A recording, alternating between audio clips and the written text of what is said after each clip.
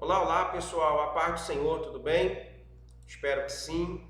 Nesse momento nós vamos dar continuidade aos nossos estudos da disciplina Missiologia, dessa vez com o tema a aplicação missiológica. Essa disciplina, ou essa parte da disciplina, ela vai ocupar o seu tempo trabalhando a figura do missiólogo, que é aquele que trabalha nos bastidores da obra missionária. É interessante entender que quando o missionário ele vai ao campo, e geralmente ele está ali apregoando a palavra, ensinando a palavra, curando os enfermos, e até mesmo, como já dissemos nas aulas anteriores, aplicando ali uma ação social nos ambientes pelos quais eles são destinados a ir, e o que aparece na foto e nos vídeos geralmente é o final da linha, né? Que é de fato a obra sendo executada. Mas para que essa obra ela possa ser executada, existe todo um bastidor, toda uma estrutura montada, todo um cenário preparado, né? Não existe casa que fique segura sem ter uma estrutura que assim oferte a possibilidade para que ela mantenha-se de pé. Então toda obra missionária, ela obrigatoriamente, para ser próspera, ela precisa de uma estrutura. E quem oferece essa estrutura é o missiólogo. Então é sobre isso que nós vamos trabalhar nesse nosso encontro. Espero que, assim como nas aulas anteriores, eu consiga ser claro, como também objetivo, fazendo com que vocês alcancem êxito na compreensão dessa aula por meio da minha fala, tá bom? Então vamos para o nosso primeiro slide. O primeiro vai trabalhar sobre a figura do missiólogo, né? Quem é o missiólogo? Ele é aquele que copila, que organiza, que analisa, que interpreta a realidade dos movimentos de evangelização, que cria estratégias e métodos para que o mundo venha a ser alcançado pelo Evangelho. Isto é bem mais do que simplesmente dizer missiólogo é aquele que se aplica ao estudo e pesquisa de missões. Então, quem é o missiólogo, pessoal? Ele é aquele que vai copilar, né? É aquele que vai mapear os locais aonde o missionário ele vai transitar até o local final do exercício da sua missão. Então, o missionário ele não sai da sua casa ou da sua igreja sem um mapa sobre posse de suas mãos, sem saber quais lugares eles vão passar, sem saber qual lugar que ele vai executar a sua obra. Ele não sai a Deus dará, ele não sai perdido. Então o missiólogo ele vai dar direitinho todas as diretrizes para quais lugares esse missionário deve ir, para quais nações esse missionário precisa ir. Então o missiólogo ele vai ser o mapa, o Google Maps do missionário, tá bom? O missiólogo ele também vai organizar. E essa organização vai desde a mochila que o missionário coloca nas costas até o local onde o missionário ele vai recostar a sua cabeça depois de um dia intenso de trabalho. A organização ela é de suma importância. É claro, gente, que o missiólogo ele não vai ter condições de colocar na mochila do missionário, e quando nós falamos mochila, é de fato uma mochila. Né? O missionário, de certa forma, ele é um mochileiro. Ele é aquele que coloca a mochila nas costas e vai. O próprio texto sagrado vai dizer que quando Jesus envia a sua comissão, ele dá uma orientação. Não leve 2 túnicas, não leve dinheiro, não leve ouro, prata, né? Vai com o que tem. A casa que lhe abrir, entre, coma, beba e durma. E a que não abrir por não receber a mensagem, sacudam as poeiras dos vossos pés e sigam para outro local. Então, missionário é aquele que entende que tem uma missão e que essa missão não lhe oferta conforto, oferta sim consolo por meio da ação do Espírito Santo. Então, o missiólogo ele vai tentar, por meio da sua organização, amenizar o dano da falta de bens materiais. Tá? Então o missiólogo não vai conseguir colocar dentro da mochila roupas de marca e comida de qualidade, e muito menos conseguir ali um hotel 5 estrelas para que o missionário, depois de um dia de trabalho, volte para o hotel e recoste a sua cabeça em um travesseiro com penas de ganso e se cubra de frio por conta da temperatura do ar-condicionado. Mas o missiólogo ele vai fazer de tudo para que, por mais que poucos venham ser os recursos, ele consiga ofertar para o missionário aquilo que o missionário precisa para sair da sua casa, para se destinar ao local e no local ele consiga produzir a obra e após o término da obra consiga retornar, caso assim for a vontade de Deus, para o seio dos seus familiares. Então, por meio dessa organização, o pouco torna-se o suficiente, tá? Não é o muito, torna-se o suficiente para que a obra possa ser executada com êxito. O missiólogo também vai analisar o quê? Além de analisar o trajeto, além de analisar se o que se tem é o suficiente, o missiólogo vai analisar os povos e culturas pelos quais o missionário vai estar inserido. Fazendo essa análise, né, de quantas pessoas esses missionários vão transitar, porque a obra missionária não é só quando eu chego no local. A obra missionária é durante o trajeto até o local. Então, o missiólogo ele vai analisar quais são os povos que estão pelo caminho, quais são as culturas que estão pelo caminho e, claro e evidente, qual é a estrutura cultural, sociológica, filosófica e religiosa que esse missionário vai encontrar ao chegar ao local destinado para a obra. Tendo todas essas informações, o missionário consegue interpretar, né, a realidade pelo qual ele está inserido e, com isso, montar os seus movimentos de evangelização, criando estratégias e métodos para que o mundo possa ser alcançado pelo Evangelho. Porque não existe eu criar uma estratégia, um método, sem eu ter um mapa, sem eu ter um mínimo de organização, sem eu um mínimo de análise de povos e culturas pelos quais eu vou encontrar. Então, tendo essas três informações, o mapa, a organização e a análise, né, o scout de quem eu vou apregoar a palavra, eu consigo montar o meu plano. Aí entra a figura do missionário, né, que é quando o missionário consegue interpretar a realidade passada pelo missiólogo e assim executar o seu papel. O missiólogo não é aquele, né, apenas que se aplica ao estudo. Ele é aquele que dá toda a estrutura para que o missionário consiga exercer o seu papel de modo extremamente produtivo, tá bom? Por isso eu gosto sempre de frisar. Não é só colocar a mochila e falar, vou porque eu tenho que cumprir o ID, tá? Você tem que cumprir o ID de fato, mas o cumprir o ID precisa de ter uma estrutura por detrás que te oferte condições de você executar a obra com sucesso, tá? Outro slide aqui, nós vamos falar sobre Donald Gravain, né, o pai da missiologia. Esse cidadão que marcou história e gravou o seu nome dentro dessa obra missionária, tanto é que é conhecido como o pai da missiologia, ele percebera que há muito que a obra realizada pelos missionários estava seguindo bem pouco no sentido de alcançar o alvo de evangelização mundial. O que Gravain está dizendo? Que existem muitos missionários no campo, existem muitas pessoas com uma boa intenção, existem muitas pessoas querendo executar a obra, porém essa obra ela não está sendo produtiva, ela não está surtindo os efeitos, não está prosperando. Estamos enviando muitos missionários, mas sem nenhum tipo de finalidade. Os resultados são pouquíssimos. E não é o que nós visualizamos lá na grande comitiva de Cristo, né? Quando eles voltam extremamente alegres e contentes, porque os demônios o sujeitaram, as enfermidades eram curadas, os mortos eram ressuscitados, a palavra era pregada e a aceitação da palavra foi elevada. Então houve produtividade. Aqui Gravain está observando que existe muita gente no campo, mas pouca produtividade. Muita gente pregando, mas pouca gente recebendo.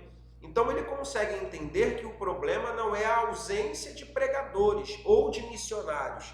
O que existe é a ausência da efetividade da ação missionária. E para se ter essa efetividade real, que é curar os enfermos, expulsar os demônios, ressuscitar os mortos, pregar a palavra das boas novas de salvação, não bastava somente enviar um grande número de pessoas, né? Mas ele ansiava, como diz o slide, para que fossem feitas pesquisas, a fim de se desenvolver novos métodos, como também novas estratégias. Por que isso, pessoal? Porque o mundo ele é muito mutável, né?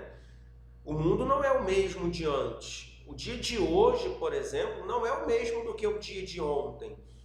Um belo dia nós estávamos vivendo as nossas vidas normais e simplesmente chegou ali o período da Covid-19 e mudou completamente a perspectiva de se ver o mundo, de se lidar com uma realidade. Hoje nós vivemos um outro tipo de mundo, um outro tipo de sistema. Então, Gravin, lá atrás, ele já dizia isso, né? Que para cada tempo, para cada obra, existe uma necessidade de se realizar uma nova pesquisa. Volto a frisar, desejar fazer algo não é o suficiente. Eu preciso fazer o algo dentro de uma estrutura muito bem montada. Então, Gravin está analisando o cenário. Muita gente fazendo a obra, pouca gente se convertendo. Muita gente fazendo a obra e pouca gente sendo curada, pouca gente sendo alcançada. Poucas pessoas tendo a aceitação do Evangelho. Lembrando que não é uma aceitação denominacional, não é a aceitação simplesmente de uma religião, é a aceitação das boas novas do Evangelho de Cristo Jesus. Então, Gravin está entendendo que tem muita gente pregando, mas pouca gente, de fato, aceitando a Jesus, aceitando essa boa nova da palavra de Deus. Pouca gente aceitando viver essa nova realidade de vida. E ele entende que isso não é um problema da ausência de Deus, não é o problema da ausência de número de pessoas, não é a ausência de missionários no campo, não é a presença demoníaca fazendo com que essas pessoas deixem de receber a palavra. Então o problema não é de Deus, não é do diabo, mas o problema é da ausência de pesquisas, a fim de entender melhor a mente humana. Hoje nós temos diversos tipos de meios científicos que nos fazem entender a mente humana, por meio da psicologia, por meio da psiquiatria, por meio da psicanálise, por meio da neurologia. Então, Gravin está dizendo, olha, temos fé, temos Deus, temos Cristo e a palavra, mas precisamos da ciência. Porque sem a ciência, nós não vamos conseguir colocar Deus no campo, Cristo no campo, Espírito Santo no campo, porque é preciso entender que a maneira como se passa a figura do Pai, do Filho e do Espírito Santo passa anteriormente pela maneira pela qual eu vou apresentar a Santa Trindade. E para isso eu preciso executar pesquisas. Para isso eu preciso desenvolver novos métodos. Antes, por exemplo, nós saímos à rua, na verdade, com panfletos e chegávamos na pessoa e dizia: Jesus te ama. Pegava o panfleto, virava as costas e ia embora. E muitos, por respeito, né, nem sequer liam o folheto, simplesmente guardavam ali na sua carteira, na sua mochila, no seu bolso e nunca tiveram contato com os escritos que ali estavam. Tivemos também a realidade dos cultos executados ao ar livre, onde as pessoas iam para ali, pegavam o microfone, uma caixinha de som, pregava que Jesus salvava, curava e libertava, né? E muita gente passava, outros diziam que era loucura, falavam para que isso, uns aceitavam, mas a efetividade hoje desses métodos não é como eram antigamente. Pode alcançar um ou outro? Pode. É importante? Muito. Vale cada alma. Mas a efetividade para o esforço para se realizar tal ação acaba não compensando muito, porque existe muito esforço, mas pouca efetividade. Existe muita gente envolvida, mas pouca efetividade. Então, Gravin está dizendo, olha, nós temos uma ferramenta muito boa, gente animada, mas pouco inserida dentro de uma fonte de inteligência que oferte a possibilidade real das pessoas serem alcançadas. Hoje nós temos o meio da internet, nós temos as redes sociais, né? Nós temos as lives, nós possuímos. Muitas pessoas, por exemplo, utilizavam os muros, né, das linhas férreas e lá colocavam os textos bíblicos, ou o grande outdoor, né, colocava lá um texto bíblico. Nos caminhões, né, você tinha ali alguns textos bíblicos. Então você pode observar que durante o tempo nós fomos nos atualizando. Só que hoje as pessoas estão muito presas a situações emocionais, psicológicas, psiquiátricas, muita gente com dores na alma, muita gente sofrendo de danos que a ciência não tem como solucionar. Então as pessoas acabam gerando um bloqueio psicológico e emocional na hora da receptividade da palavra. E não tem como mais, não existe precedentes, pessoal, não existe mais espaço para dizer que aquela pessoa não recebeu porque o demônio tomou posse das suas mãos. Existe gente sofrendo, existe gente com dor na alma, existe gente com dor no seu emocional, que não é que ela não queira, é que ela não consegue. Não é que ela tem falta de força, é que ela não consegue. O seu psicológico está tão abalado, o seu emocional está tão abalado, que ela não consegue receber de bom grado aquela palavra, porque existe um bloqueio que fere a esfera do entendimento de quem prega e fere a esfera do entendimento de quem recebe. Então existem pessoas que querem estar inseridas no corpo de Cristo, mas não conseguem estar mais inseridas no meio do povo. Existe um incômodo emocional muito grande na vida dessas pessoas. Entender esse cenário é entender que existem vidas precisando de ajuda nesse momento que nós estamos aqui tendo essa aula. Outro sim aqui, né, é que para Gravan e seus discípulos, a real incorporação dos convertidos na igreja, e não necessariamente o número de decisões, era o fator chave na avaliação da metodologia missionária. O que Gravan está dizendo? Ele está olhando simplesmente o culto, seja numa tribo indígena, numa praça pública, numa emergência hospitalar ou no templo religioso. Ele está observando muita gente aceitando a Jesus, se convertendo a Cristo dentro da igreja, tá? Mas essas pessoas, elas não estão sendo, de certa forma, inseridas no meio. Porque olha o que ele vai dizer, que a real incorporação dos convertidos na igreja, não necessariamente o número de decisões, era o fator chave na avaliação da metodologia missionária. Porque as pessoas estavam aceitando a Cristo, mas não permanecendo em Cristo. Aceitam a Jesus ali no culto, né, dentro do templo. Após o término da pregação, tem a célebre frase: quem quer aceitar a Jesus? E aí eu aceito, o outro aceita, 10, 15, 20, 50, 60 pessoas. Elas aceitaram, se decidiram por Cristo, né? Mas não permaneceram, não foram incorporadas dentro da igreja. A figura daquela pessoa só teve a sua relevância naquele momento. Ela tomou a decisão, ela aceitou a Cristo, ela foi ali na frente, mas depois essa pessoa, ela sumiu. Sumiu por conta própria, sumiu porque a igreja não foi atrás, sumiu por uma variedade de situações que eu não quero entrar no mérito do sumiço dessa pessoa ou do porquê ela não ficou, tentando culpar, né, achar culpados pela não permanência daquela pessoa. Isso não é o meu papel aqui, encontrar culpados para a não permanência dessa pessoa que decidiu ficar em Cristo durante o término do culto. Mas fato é que o que de fato importa para Gravan não é o número de pessoas que se decidem, mas é a capacidade que eu tenho de incorporar essas pessoas no seio da igreja. Então, o esforço, por vezes, dentro da mentalidade de muitos, o resultado do esforço final para muitos é a pessoa levantando a mão, né? Então, o sucesso da minha pregação, o sucesso do meu ensino, dentro da minha mentalidade ao término, a pessoa tem que levantar as suas mãos, né? Então, para mim, o sucesso de todo o meu esforço é esse. Para Gravan, o sucesso final não é quando a pessoa levanta a mão para aceitar, mas é quando a pessoa decide permanecer. Então, o meu esforço final é fazer de tudo para que aquela pessoa que decidiu ficar em Cristo, aceitar a Cristo, fique em Cristo.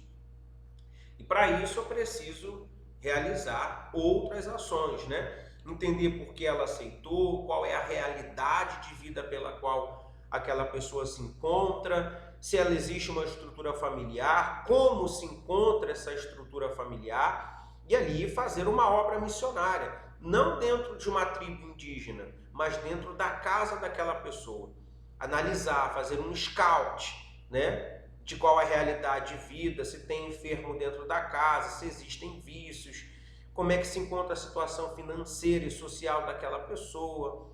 Isso tudo é muito importante. Então, Gravan vai dizer que maior ou melhor do que fazer com que a pessoa levante a mão é fazer com que ela não use os pés para se afastar da decisão que ela tomou anteriormente. E aqui eu termino essa nossa aula agradecendo a presença de todos vocês que permaneceram até o final da mesma. Espero ter conseguido ser claro e que vocês consigam prosperar e avançar nos estudos pautado nesses tempos que nós estamos passando juntos, tá bom? Então que Deus abençoe a sua vida, abençoe a sua casa, a sua família, a sua mente e que tudo que você coloque às suas mãos e aos seus pés, Deus possa fazer prosperar. Deus abençoe e fiquem todos na paz, em nome de Jesus.